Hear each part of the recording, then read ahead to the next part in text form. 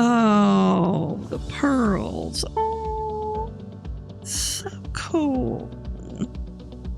Oh, Tammy is so sweet. I just love her.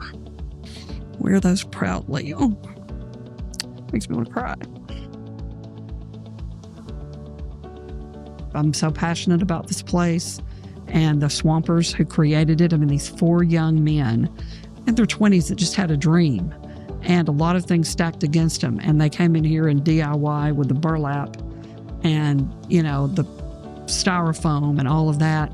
It inspires me every day that if they can do that with all the tools that we have now in our lives, then, you know, it makes me a better person to be in here every day.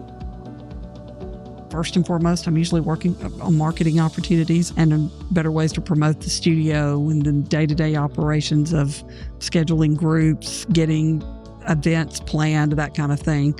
And, you know, it's kind of funny because we don't have a lot of typical days because, you know, when we have Lana Del Rey walk in or Chris Stapleton records and gets a Grammy here, you don't have that in everyday jobs or office jobs. So it's definitely a benefit in the people we get to meet. When I was right out of high school, I was a news reporter for a radio station. I worked for Sam Phillips, which is amazing. And in that role, I promoted a lot of what was going on in the area. And so I became a real fan of all things in the Shoals and Alabama. Moved to California, got a job with Westin Hotels. And I knew when I worked for that hotel group that I always wanted to be in tourism. It was fun. It was exciting. It was travel.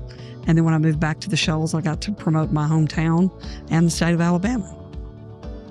I was a big fan of Kiefer Sutherland when he was on Designated Survivor. And he calls my assistant one day, and she thought it was a hoax and hung up on him.